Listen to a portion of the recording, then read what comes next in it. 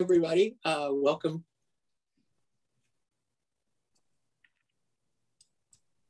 Welcome, everybody, and welcome to the CCDA Checklist Committee for September 29th. It's about 1:33 in the afternoon. And Adam, would you please provide us with the technical details of how this meeting will be governed? Yes, sir. Good afternoon, everyone. This meeting will be held via Zoom. There's no physical location being made available to the public. Per Executive Order N-29-20, teleconferencing restrictions are waived during the COVID-19 pandemic. Therefore, committee members are not required to list their remote locations, and members of the public may participate either by Zoom or teleconference from any location. This meeting is being captioned and recorded. To assist in this effort, please state your first and last name each time you speak and speak loud and clear. The live captioning link has been included in the chat for your use. Public participants can use the raise hand function to alert the committee when they would like to speak, and we will also give an opportunity for public members who have called into the meeting, at which time they can unmute themselves. If you are attending this meeting via teleconference, please press *6 on your keypad to unmute or mute yourself. If you would like to alert CCDA, press *9 to telephonically raise your hand and staff will call on you. Please remember to mute yourself if you are not speaking in order to reduce noise. And if you are having technical issues throughout the meeting and need assistance, please use the chat function to alert CCDA staff or email us at ccda@dgs.ca.gov.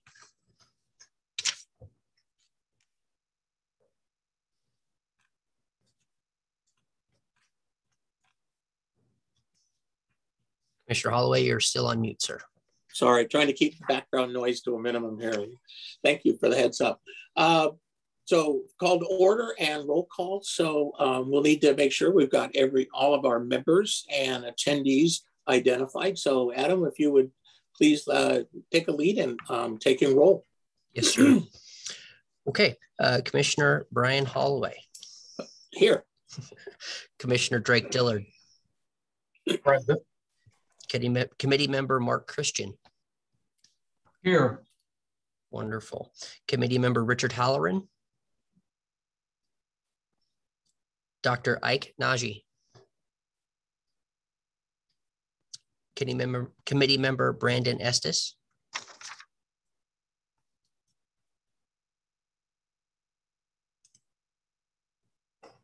I see him here, but he hasn't responded, so we'll give him a moment. Repeat the roll call name, please. Committee member Brandon Estes. Okay. Committee member Debbie Wong. Committee member Bill Zelmer. Here. Thank you, sir. And committee members Erica Frank and Mehdi Shadyab are not going to be present today. But as it stands, we do have, with five commissioners present, we do have quorum, so we should be able to proceed. All right, thank you very much. And are there any members of the public that would wish to identify themselves? Now's a good time to do that. Charlene Ornelas from San Diego. Thank you. Good afternoon. This is Commissioner Jacqueline Jackson. Welcome. Thank you.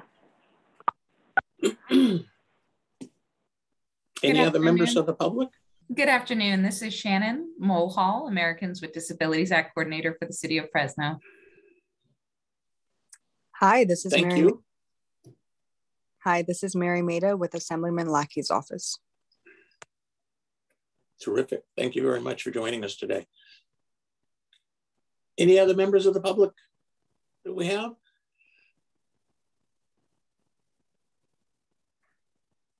Okay. Item number 2 would be approval of the minutes of June 23rd, 2021. Hopefully everybody's had a chance to take a look at those. And are there any additions or corrections to those minutes? Now would be a good time to let us know. Otherwise, the chair would appreciate a motion and a second to approve the minutes. Any changes or amendments to it? None appearing? Mark Christian moves to approve. Thank you, Mark. Do we have a second? Greg Dillard, second. Thank you very much. Okay, we have a motion and a second. If there's no further discussion, then Adam do we need to do a roll call for minutes, or can we do it as a voice vote? You can do a voice vote once you have left room for question of your motion. Are there any additions or corrections to the minutes? Any other changes? And we have a motion and a second. All those in favor, please say aye. Aye. Aye. Any opposed? None appearing. Any abstentions? None appearing. Then the minutes are approved as voted on. Okay. Any comments from the public on issues that are not on our agenda today? Anyone in the public have any comments on non-agenda items or ideas?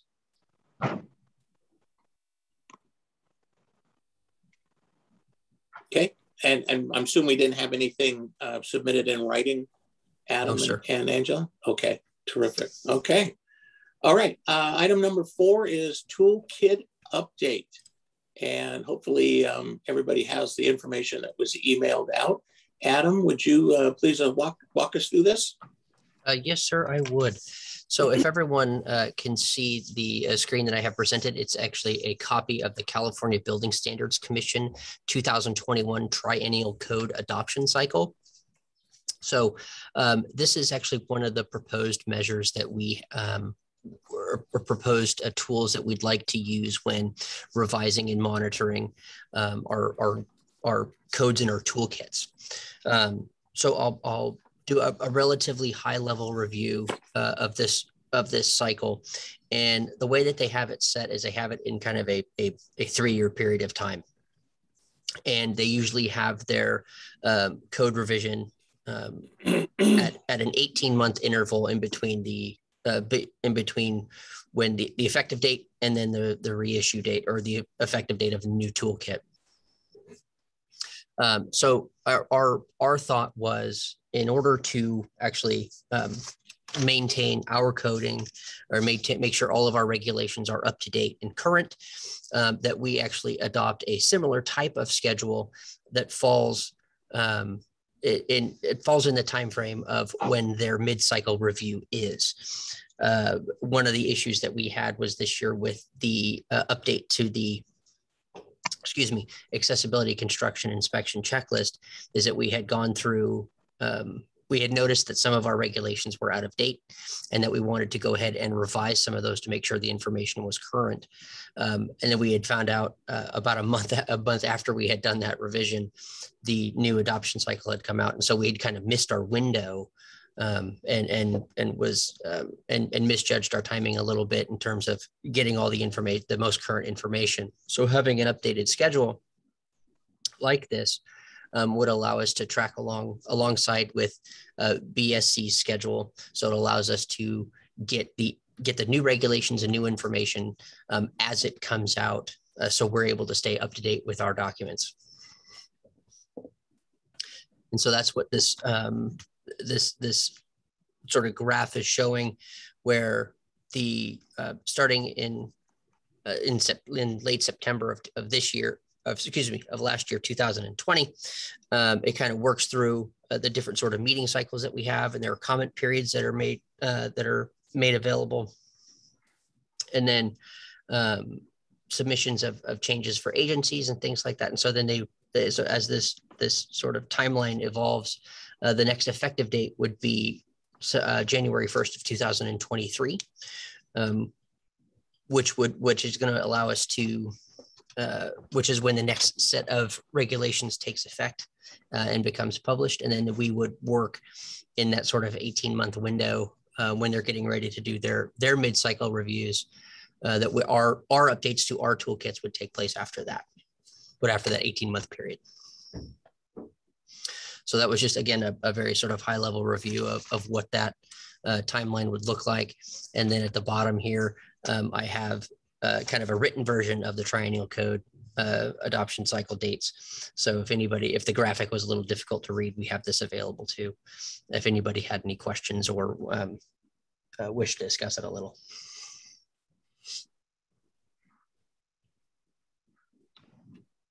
So committee members, thank you, Adam, so much for that. I wanted to... Sorry, I was muted again, sorry. Yeah, thank you. I wanted to make sure any that questions? We wanted to just make sure that it was understood that we need a better grip on not just saying we're going to update, but seeing the dates. And we have representation of the Building Standards Commission on our committee. And so that really helped us to interpret the process. I think one of the things that we needed to do was to really line it up and know what stages they are in. And because we literally was off by a month, as Adam said, and when we updated. So we spent the time to have our subject matter expert updated, and we were 1 month off. And so our document was old just that quick. Got it. Okay. Any questions for Alan or Angela on this item? Okay. Angela, anything else on this item? So I only wanted to ask the question from our subject matter experts regarding any other consideration in the cycle that we need to know. I understand there are emergency recs and other language that I've heard from, and I wanted to get that conversation included so we can have that in our understanding as well, along with this cycle. So could you advise us on that?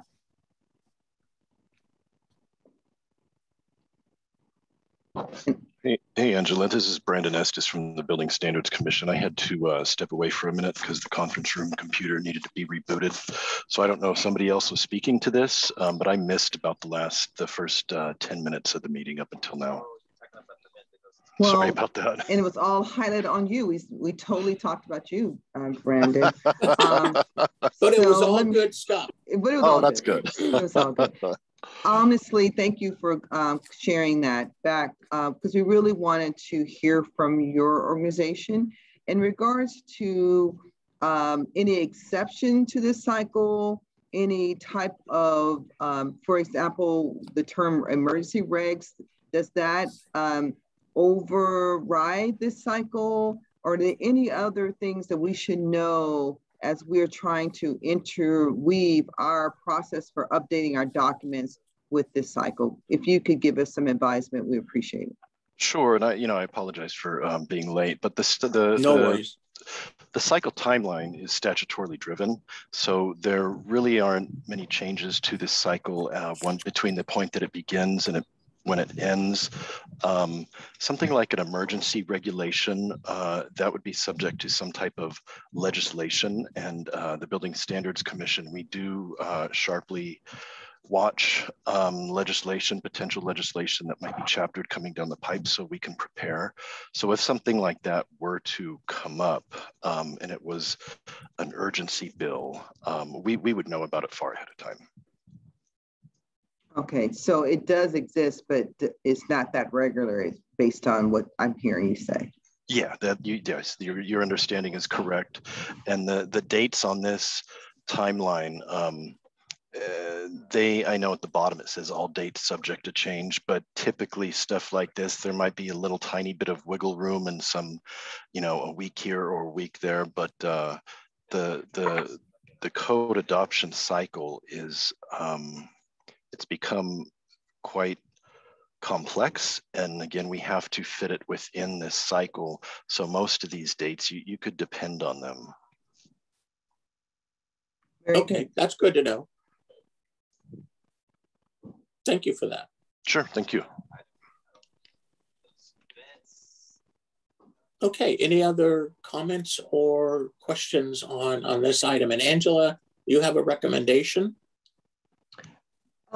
So additionally, so we're saying for the process, especially when it came to the checklist, inspection checklist, that was really important for us to know, to make sure that those who are technically using these documents can be confident that our documents are in line for usage. However, we understand that a document can be picked up at any time to be used. And so we were considering we wanted to present for your consideration the idea that we change our documents and not just the inspection checklist, but rather like even the myths and misconceptions, some of the other toolkits that we're producing or have produced to identify that, for example, the date that it has been revised. So when we do a revision, such as January the 1st, 2022, that we add when is our next expected time to update the document. So almost like food, and that it has an expiration, that we would say that this document subject to revision on January 1st, 2025 or 2023. So that way, anyone who picks it up and they see that it's outside of that date, they will recognize that this is an old document because they have a document that's beyond January 2025, for example. We want our stakeholders to be confident when they pick up a document, and yet at the same time, it triggers the staff to recognize that this is a document that we need to make sure is updated and make sure that the subject matter experts are working on it. Mainly because we do not have technical staff until we get them permanently. We would have to recognize that it is really subject to our volunteer subject matter experts to assist us to update our documents. And that is almost the best that we could recommend for our stakeholders to know that this document is the most current that we have or is beyond expiration. So that is my recommendation and for your consideration for discussion today. Okay. Thoughts on this? Questions? Suggestions from the committee members and the public?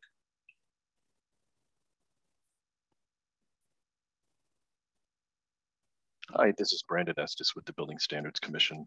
Something come through a minute ago. Oh, this is Brandon from the Building Standards Commission. Can you hear me? Hey, Brandon. Oh, okay. Perhaps you could, this is just a thought I'll throw out there, but revisit these toolkits each at the effective date of each triennial version of the code, which is every 3 years. That's when the state agencies typically adopt the model codes. The intervening cycles, which occur at the 18-month interim in between the two triennial cycles, there can be code changes during that time, but it's typically a smaller code revision cycle. And if you went the 3-year route, you would have more time to meet with constituents and stakeholders and the committee and commission members as well.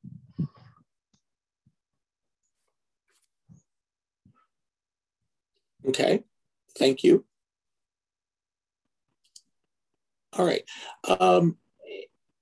Angela, is on your recommendation, do we need a motion to proceed further with that?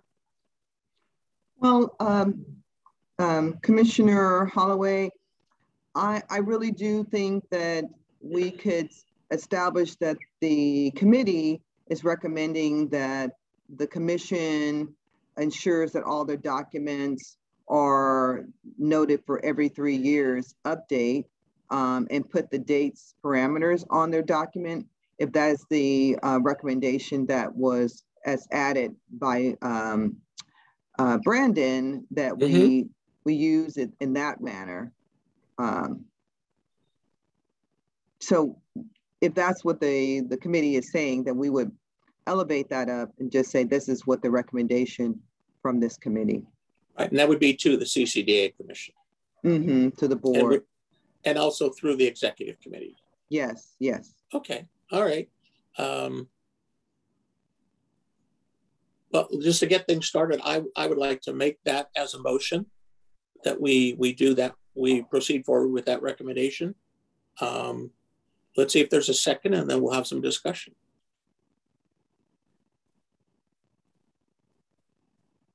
Would anybody like that? This is Brandon from BSC. I'll go ahead and make a second. Thank you, Brandon. Appreciate it. So we have a second. We have a motion and a second to move forward as as suggested by Angela. And is there any further discussion on that? Any questions or discussion either from committee members or the public? None appearing. I would think that we can go forward with a simple voice vote, Angela? Yes. Okay, so we have a motion and a second to proceed forward with this. And if there's no other discussion, then all those in favor, please signify by saying aye. Aye. Aye. Aye. Aye. Aye. Aye. Okay, any opposition or abstentions? None appearing, then I think the motion passes. Thank you, Angela and Adam. Okay, let's see. Next item is item 5, CCDA Accessible Parking Campaign. And this is, I think we're all familiar with this campaign, it's making great progress. We had 2 meetings with all 3 working groups so far. And Commissioner Dillard, would you like to share some of the highlights from your working group? Sure. Can everyone hear me? Yes. Great. Okay. In an effort to generate stakeholder guidance with the development of the Accessible Parking Campaign, the California Commission on Disability, CCDA, sent approximately 20,000 questionnaires to 3 groups. These questionnaires were designed to determine what information would be pertinent to include in an accessible parking checklist. The leaders,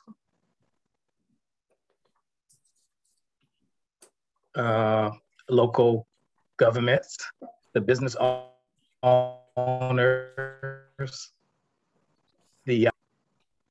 my computer's indicating it's unstable. Can you still hear me? We can. You broke up a little bit. Fine. Okay. Okay. Out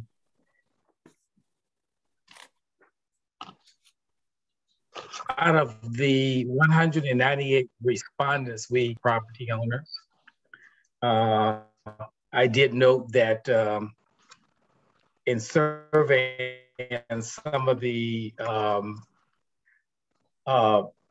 I guess response from some of the survey, I noticed that a number of them, they kind of checked off all of the above, which means that they were kind of interested in all of them, not just 1 or 2. And I thought that was kind of interesting.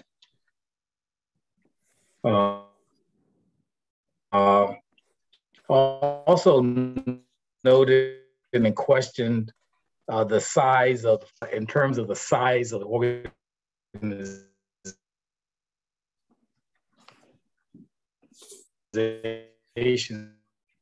that responded. It ranged from, but also too, this was kind of our quick first take.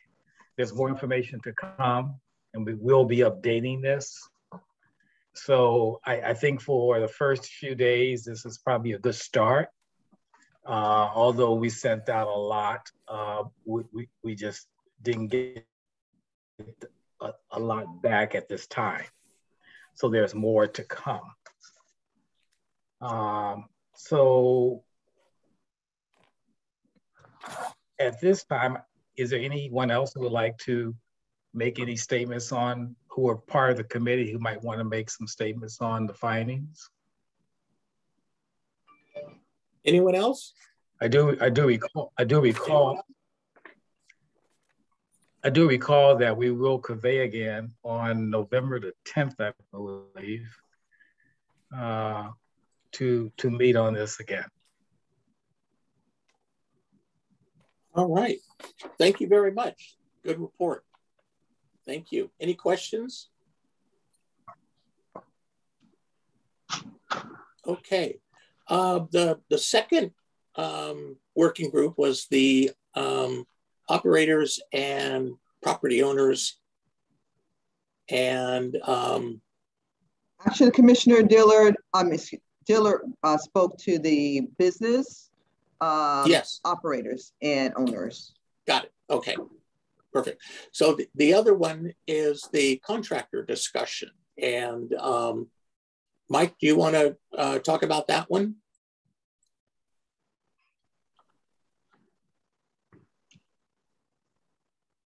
Sure. Right. Okay. Hello, Mike Jemnetsky with the Contractor State License Board. And yes, we were very pleased to work with CCDA and this committee to come up with a bulletin to send to contractors and construction managers to help respond to the survey. It was issued to about 6,000 subscribers to our listserv, which is great. I'm not sure how many of those 6,000 will have the subject matter to address this inquiry, but we did draft the bulletin to tailor it to those to whom that we're hoping will respond, which is primarily the striping and paving contractors that would be dealing in parking lots.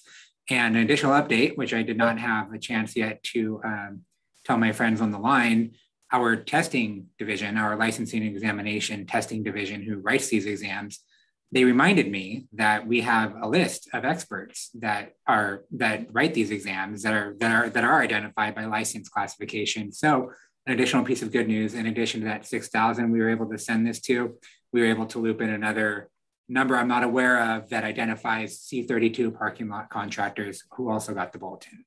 So that's the update from CSLB, and I'm available for any questions. Okay, any questions for Mike? Okay, thank you, Mike. Good report. Okay, and then the last working group was the local government. I'm badly following my agenda here. Sorry, guys. And Angela, I think you were going to report on that one. Yeah, so thank you, Commissioner Holloway. I just want to, before I say that anything particular about this particular group, I just want to, in general, just was so pleased with the effort each group made. And as Commissioner Dillard mentioned, it was a first effort to reach out to targeted audiences. And we did give ourselves a small window of time to make it happen. And just like the amazing CCDA has always done, we stepped up and grabbed some great people to help us to make it happen. And indeed, we had a really good support. I would also just, when we talk about the 20,000, I want to give us just gratitude to our small business outreach team in Department of DGS under the leadership of Danetta. She gave us this list to help us out, as well as our enterprise team who helped with the survey development. So with that said, again, we did have a small window, but yet we had good results. In the area of ADA coordinator and local government, we did reach out to all of our distro lists within local government departments, and we reached out to the state level ADA coordinators. I do know we have some ADA coordinators who are local level on our list.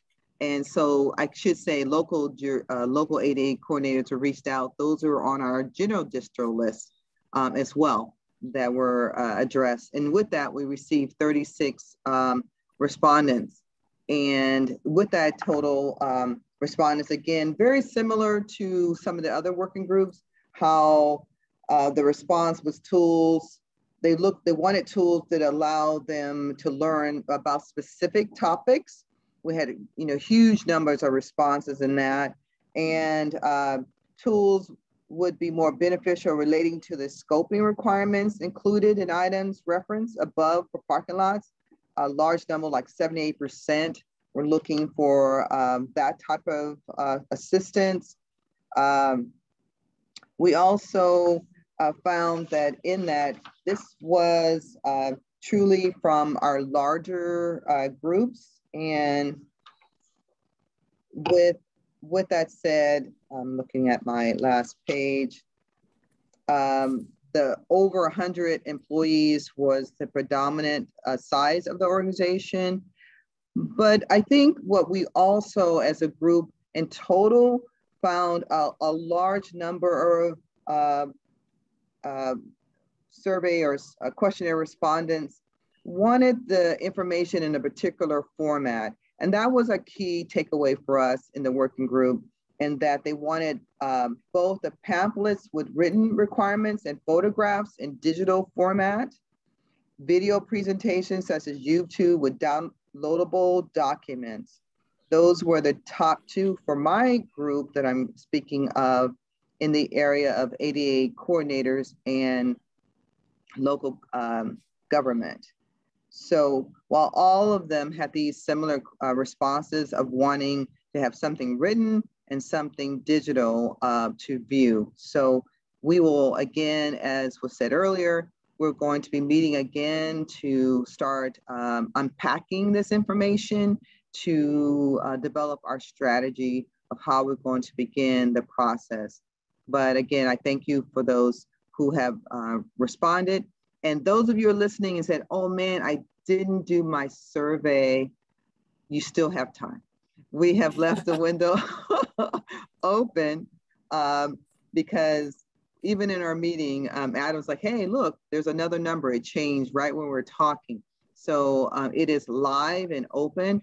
We're going to allow for this until our executive meeting, because we like to ensure that all those who have interest in, especially Mike, who created more opportunities for bigger audiences to answer this, we want to give them time. So I know we gave them a date. Well, I can't remember. We said the 3rd or something like that. The end of, we gave them 5 days, October 1st. October 1st. So you have a little bit more time. Those who are listening, get That's your right. answers in because your voice counts. And so we thank you for those who are taking, and this is my report. Yeah, and Mike, thank you again for sending that out. We really appreciate that. I think we're going to get good replies from that. I'm optimistic. Of course, we're really happy to do it. I'm really optimistic that people want to help and will contribute. Exactly. Thank you. Okay, any questions for Angela on her report? Thank you, Angela. Great report. And let's see. Any questions from either the public or our members on that? Seeing none, sir. All right. Now, as I'm seeing the agenda, next item is item 6. Correct?